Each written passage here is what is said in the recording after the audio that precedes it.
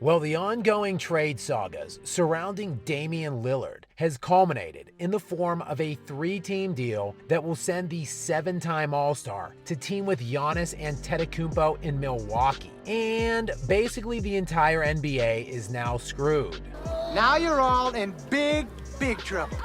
Because barring injury, this will be substantially the best player Giannis has ever played with, and has the potential to be a complete league-altering kind of deal. The deal comes as a bit of a shock, as Lillard was on the record requesting Miami as a destination to pair with Jimmy Butler. And as recently as yesterday, the Toronto Raptors emerged as a favorite to acquire Lillard's services. But by pulling the Phoenix Suns in as a third team, the deal got done. As part of that deal, Milwaukee will be sending Jrue Holiday out of town, along with some picks and pick swaps in the 2028, 2029, and 2030 seasons. The Bucks have emerged as betting favorites within the last few hours since the deal was announced. However, this should not be viewed under the guise of a traditional team-up, which has become the norm in recent years. Ever since the LeBron James Super Team sweepstakes with the decision in 2010,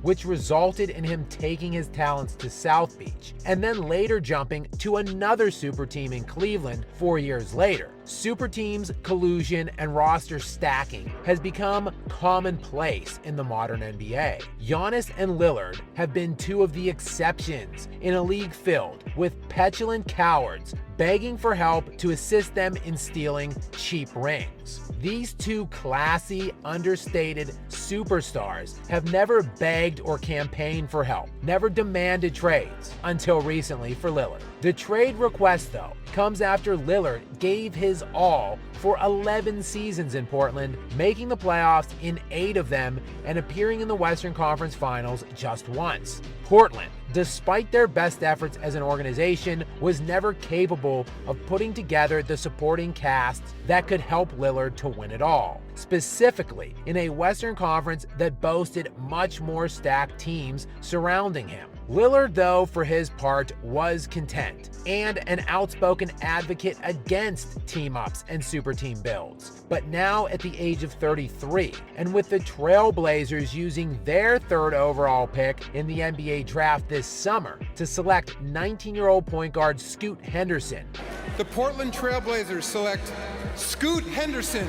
It became apparent the organization was moving on from him, which is why the trade request and ongoing negotiations were as amicable as could be imagined, with Lillard not strong-arming his franchise like a pouty toddler to get his way, like we've seen so many other high-profile free agents do in recent years. And the organization, for their part, operating in good faith, did their best to get Dame to a contender. And Lillard, who has played with only one All-NBA team member in his entire career, which was LaMarcus Aldridge, now pairs with arguably the best player on the face of the planet, as Giannis Antetokounmpo has made 5 consecutive first-team All-NBA selections while winning 2 league MVPs and a Defensive Player of the Year during that 5-year span. Giannis, meanwhile, is entering his 11th NBA season now, and he himself has played with sparse top-line talent,